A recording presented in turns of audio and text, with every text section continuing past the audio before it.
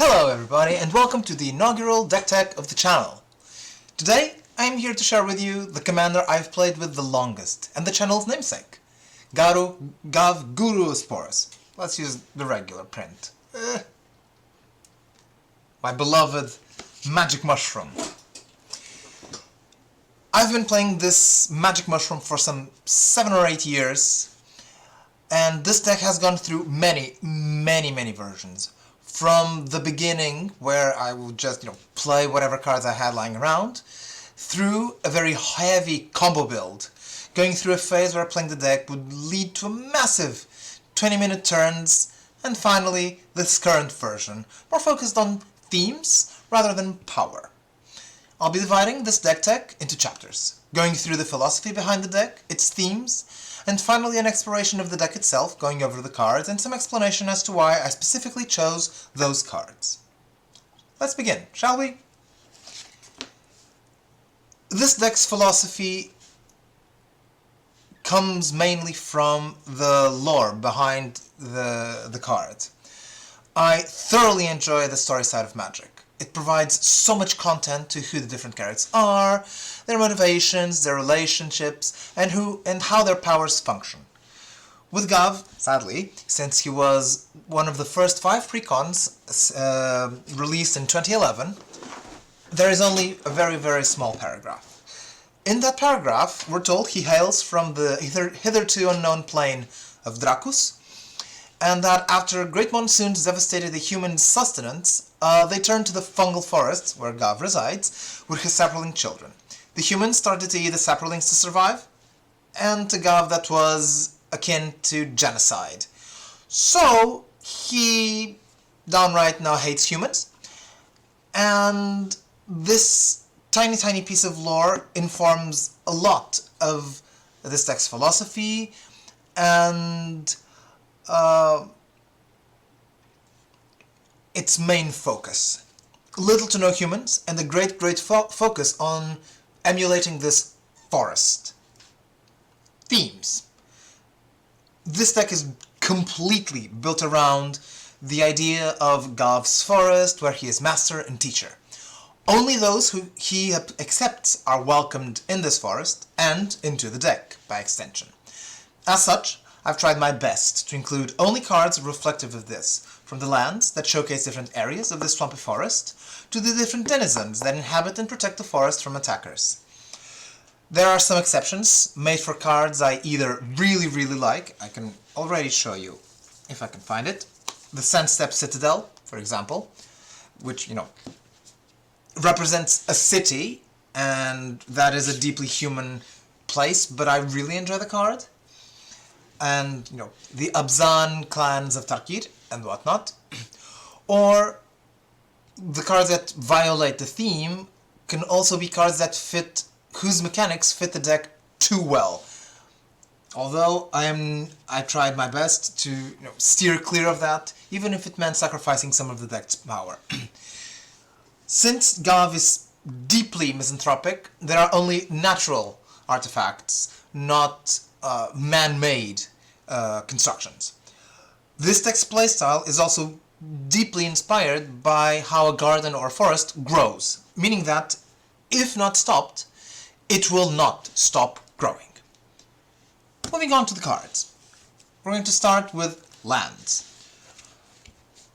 I thoroughly tried to not use any lands, except Sandstep Citadel, that represent human-built settlements or places where humans inhabit or conduct their lives or do things. So, we had the Citadel, Scrubland, Caves of Koilos, the Shattered Sanctum, Woodland Cemetery, Branchloft Pathway, Indatha Triome, Overgrown Tomb, Twilight Mire, Plains Isolated Chapel, Haunted Mire, Command Tower.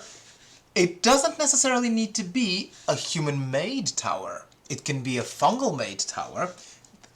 Darkboar Pathway, Brushland, Horizon Canopy, Bayou, Deathcapped Glade, Radiant Grove, Savannah, a forest, Nurturing Peatland, a swamp, Bright Climb Pathway, Sunlit Marsh, Mana Confluence, which, at least to me, is a a natural occurrence of the world. Mana simply flows through the plane, and at certain points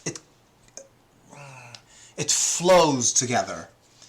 The Llanowar Wastes, Sun Petal Grove, Temple Garden, Fetid Heath, Godless Shrine, Overgrown Farmland, The Murmuring Bosque, Exotic Orchard, Wooded Bastion, Reflecting Pool, and Silent Clearing. Also, I don't know if you've noticed, but this deck follows the Singleton rule for Commander very, very closely, to the point where I only run one of each basic land. Also, the deck runs no tutors and no ramp spells to more closely emulate how a forest grows. A forest doesn't seek things, they simply happen. If the conditions are right, things will simply happen. Now, let's go on to the creatures. This is going to require some more explanation, so to speak. Namata, the Primeval Warden, which, being a tree folk, I sincerely believe would be a friend to Ghave. It's a tree that's a friend with a magic mushroom, so, I mean, the friendship is already there. The Biogenic Ooze, since oozes are, naturally occurring things, at least in the magic lore. Beladro's Witherbloom, another creature that was born from the world itself. Though it is an intelligent dragon, it is born of the world itself, so I feel it makes sense in the forest.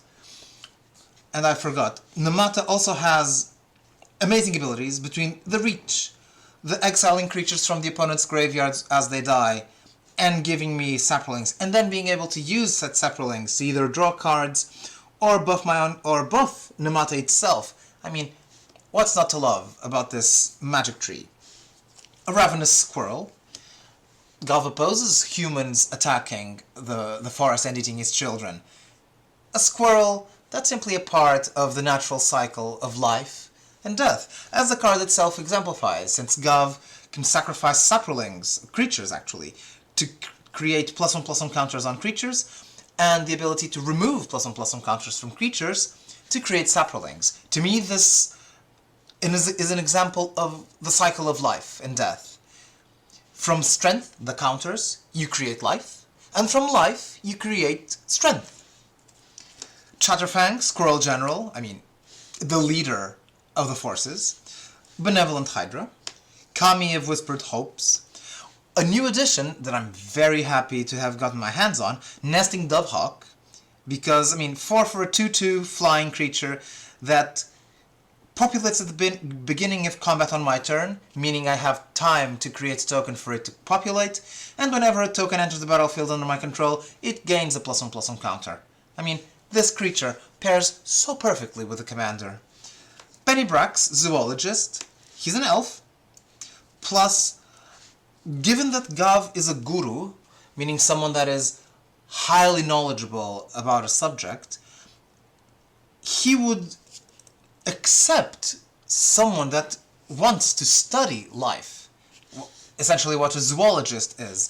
So I believe, though Pennybrax comes from New Capenna, I believe Pennybrax would be welcomed in the forest, so long as he would focus solely on studying the fauna and flora that occur in the forest.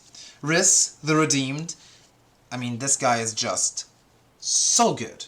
If you have enough tokens on the field, his second ability, 4, 2 hybrid green-whites, tap, and you just double the number of tokens you have on the field. Bonkers. Grismold, the Dread Sower. I refer to Grismold as the Grumpy Gardener, since, if you look at the art, he really does look very grumpy. Though typically, I'm not a fan of giving my opponents things. I'm a very, so to speak, selfish player. The ability to consistently generate a token, and then he grows from those tokens, dying. It works on its own. He needs no one else to function. A Mycoloth. This card has been with me since before this deck. Not this specific card, but Mycoloth has been with me since before I built Ghave, when I still had a Crash the Blood-Braided deck. And I see him as Ghave's favorite child, since he's also a fungus. Plus, It's a saproling that will eat other saprolings to create more saprolings. That is the perfect encapsulation of the idea of the cycle of life and death. Verdant fourths, because who can stop nature? The Good Fortune Unicorn, another creature of the forest, a unicorn. Slimefoot, the stowaway, Ghave's right hand, another magic mushroom that specifically interacts with saprolings. If I'm not mistaken, whenever a saproling I control dies, Slimefoot deals 1 damage to each opponent and I gain 1 life. And for 4 I can create a saproling. Very good. Twilight Drover, I mean, this guy just bonkers. For each +1/+1 counter you remove from it, +2 and a white, you create 2 spirit tokens. This deck doesn't really have many things in the air, so creating a lot of tokens easily makes this card very good. Shadrix Silverquill, another creature, another dragon, born from the world itself, whose main use in this deck is the ability to give me anything I want, from a 2/1 flyer, 2 +1/+1 counters, to draw. Yes, I'll have to give my opponent something, but it's an opportunity to interact with the opponent, to initiate some politics. You can negotiate. You really need a draw? I can give you a draw, but then you can't attack me next turn, or you can do something for me. In my experience, this card promotes the best social aspects of the game, at least in my playgroup, where you can talk with your opponents, you can initiate some politics, do some trades. This is a very, very good card. I like Shadrix Silverquill very much. Kolfanor, the Last Hue. First, this is a legendary character in Magic's history. We waited many, many years for Kolfanor to appear, and it does not disappoint. Since Ghave allows you to control the power and toughness of your creatures through removing and granting +1/+1 counters, you can simply return any creature card you have in your graveyard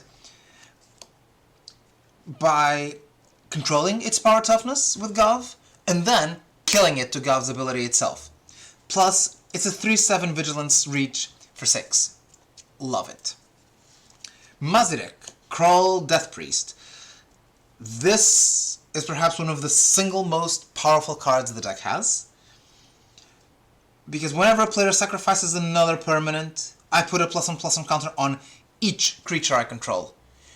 It's bonkers.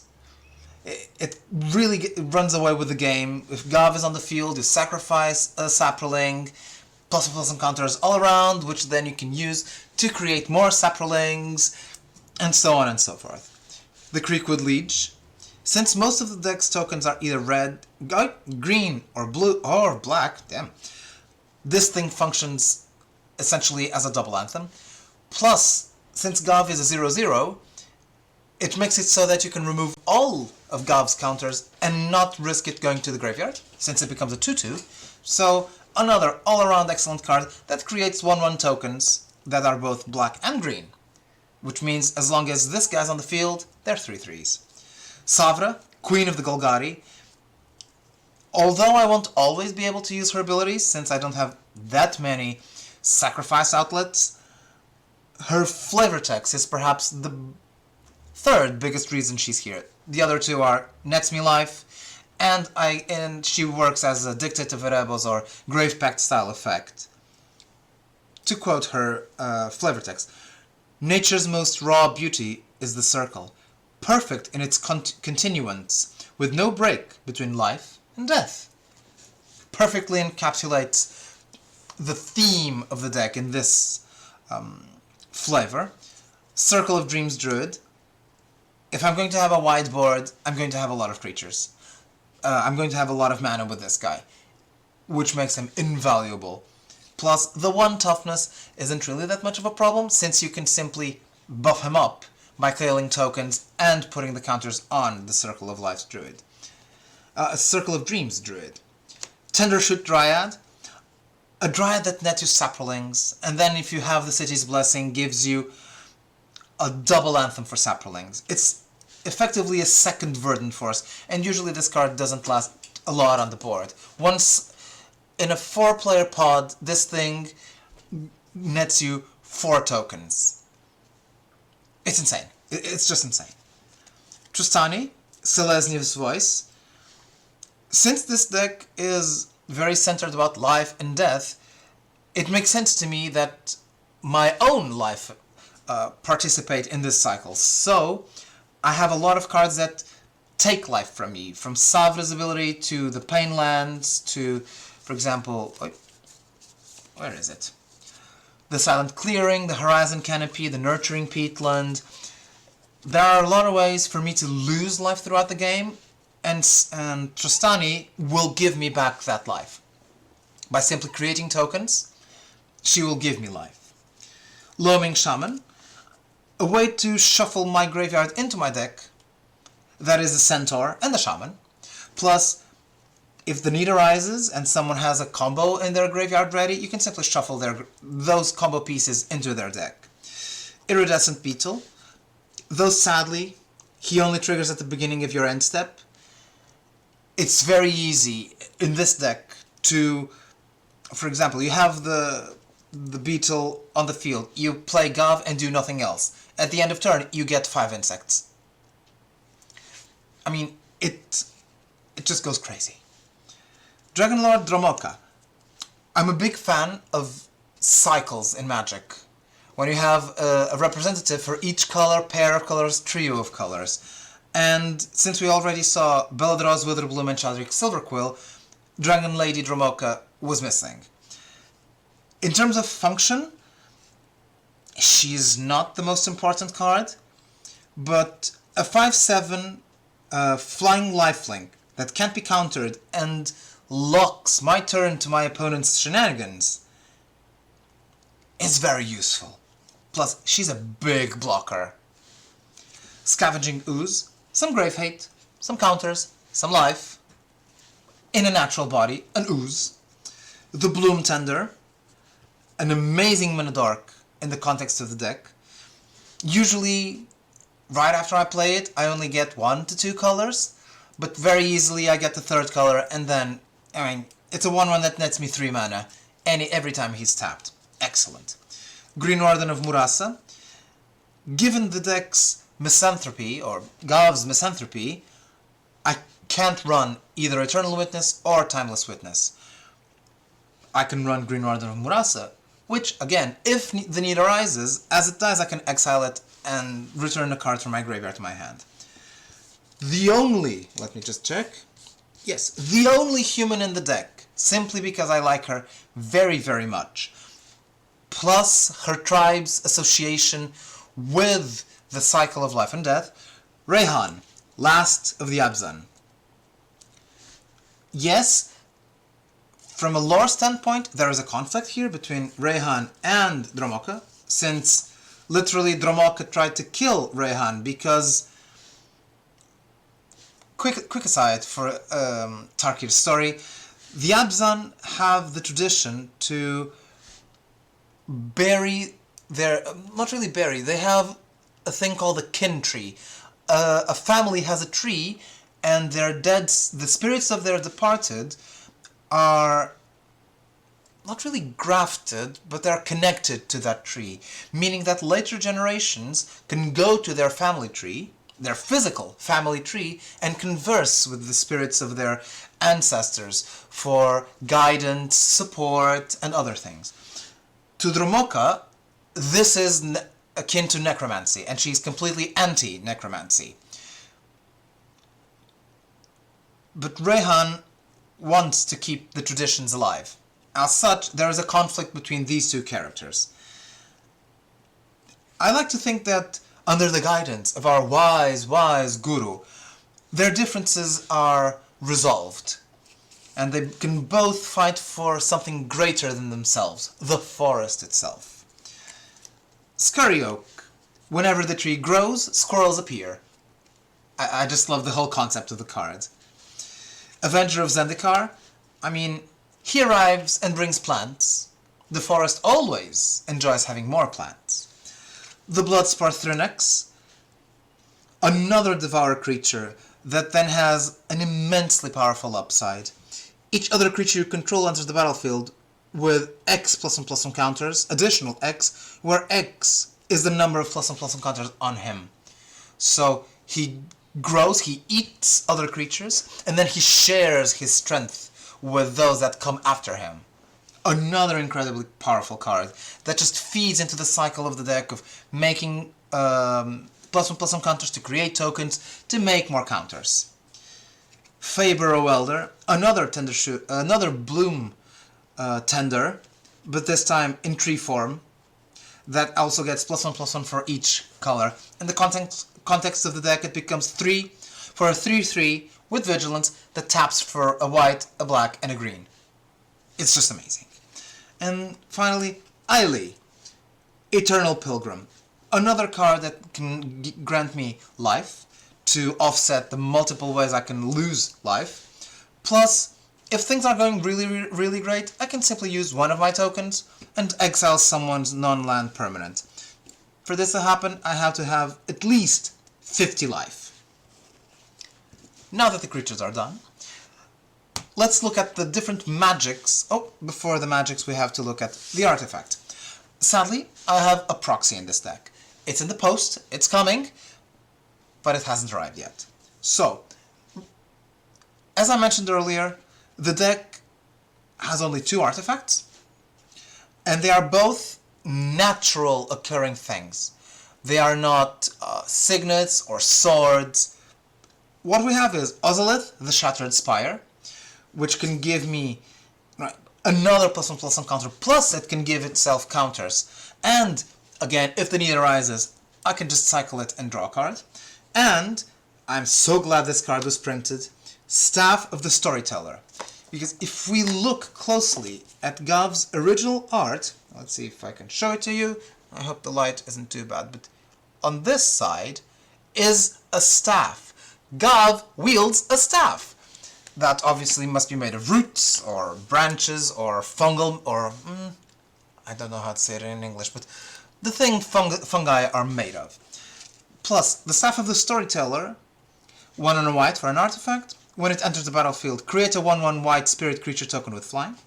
Whenever you create 1 or more creature tokens, put a story counter on Staff of the Storyteller, tap a white, tap it, remove a story counter from Staff of the Storyteller, draw a card. To me this represents very well how Ghave summoned his children, the Saprolings, and then has stories to tell them. The stories of how he defeated the humans that invaded their forest. I mean, it's a very flavorful card. I'm very glad this thing got printed. Moving on to the enchantments, and then we'll see these guys here. We have the Grave Pact.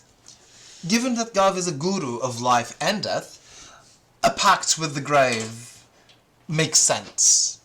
There are powers higher, greater than Ghave himself, but let's be honest. In that forest, he is king, he is god, he is everything. Death Reap Ritual, everyone, not really everyone in the forest benefits from death.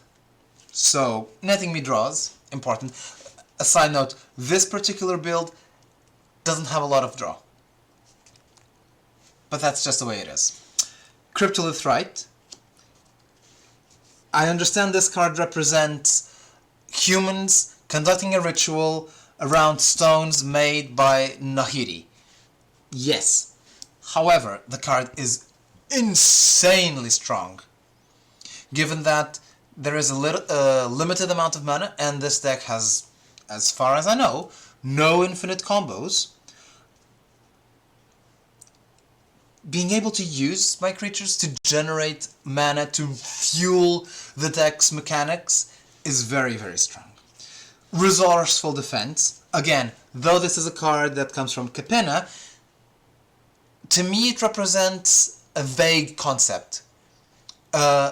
Resourceful defense.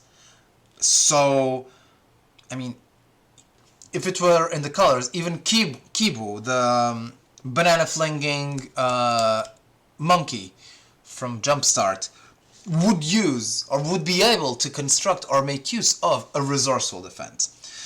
aura shards. This is even from, let's see, from the commander deck.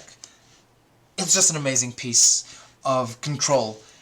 I mean, given that you can choose to destroy an artifact or enchantment, you can do so much politic with this. However, playing this and by turn 3 will get the whole table to try and eliminate you as soon as possible. Necrogenesis. From your dead bodies, I make my strength.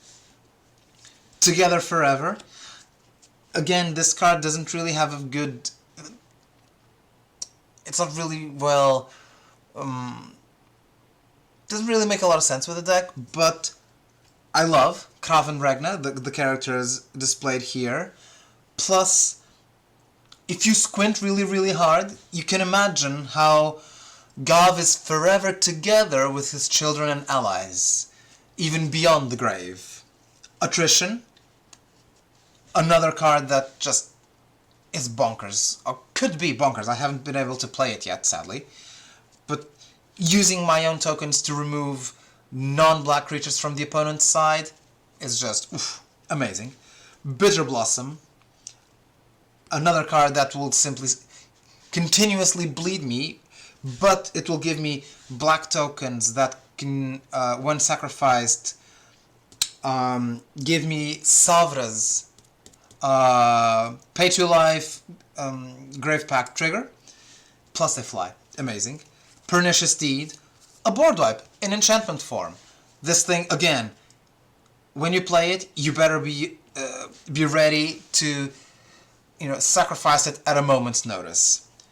Vampiric Rites, another card to offset the life loss plus net me some draw.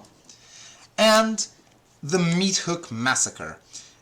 I'd say this is the deck's only non-combat out. If I have enough tokens on the field, I can just start sacrificing them and bleeding all my opponents down. Plus, in my mind, this card represents Ghav's first attack against the human invaders, being that it must have been a massacre. Now on to the instants and sorceries. If I'm not mistaken, every card here, save 2, is a form of removal. First, the instants. Anguish and Making, Tear Asunder, Utter End, and Mythos of Nethroi. I chose these 4 specifically because they exile. When Ghave wants something gone, it is gone for good. The last instant is White Sun's Zenith. Because I thought, hey, I like cats, hey, this is an instant, hey, this thing goes back into the deck. So I see no reason why Ghave wouldn't be able to summon an army of kitties to claw their opponents into oblivion. And finally, the sorcery magics. Austere Command, Vindicate, Maelstrom Pulse, Legion to Ashes, Black Sun Zenith, and Cleansing Nova. The Zeniths make a lot of sense to me, although, yes, if we are going to be precise, they represent something that occurs solely on Mirrodin. Up until now, the only plane that has 5 suns, 1 for each color of mana. I'm not running the Green Sun Zenith because it's a tutor. As such, I don't want to run tutors. I feel it would violate the spirit of the deck. And the last one is Seasons Past. From the amazing art to the absurd effect, plus the representation of nature's ability to recycle things. A dead body is simply food for the next generation. Right? A rotting fruit is nothing more than something that fertilizes the ground so that its seed can grow stronger, into a stronger tree.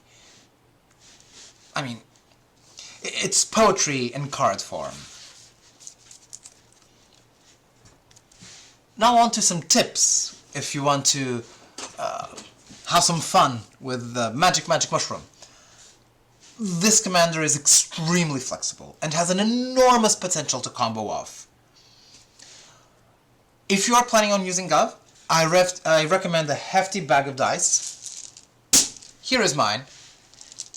Lots and lots of dice. And dice of different colors. Personally, I use, when I play this deck, 2 colors of dice. The green dice represent the number of +1/+1 counters on a creature. The white dice represent the number of tokens that are on the field.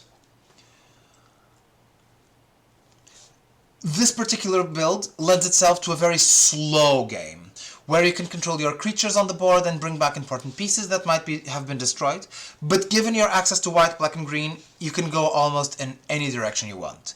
Be it a Super Swarm build, where you focus heavily on populating your board with tons of little tokens and overwhelm your opponents with them, to a more control-oriented build, where you make use of Detective Variables and continuously keep your opponent's fields clear of creatures, or the aforementioned combo route, where by using an altar, be it Phyrexian or Arslan's Altar, plus a token doubler, Doubling Season, Parallel Lives or Anointed Procession, plus Ghave, you can simply go ballistic.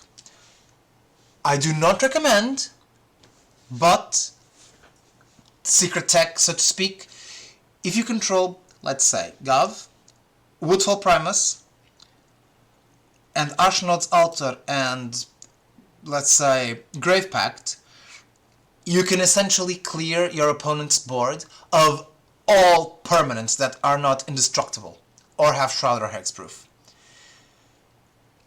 I sincerely do not recommend that, because personally I feel it is a bit shady, unless you can do that and instantly eliminate your opponents. And thus, we conclude this deck tech. I really hope you are inspired to try out Ghave and build your own Magic Mushroom hero, and have loads of fun covering the table in little saplings that all chitter about and, go about their fungi lives. I hope to see you all next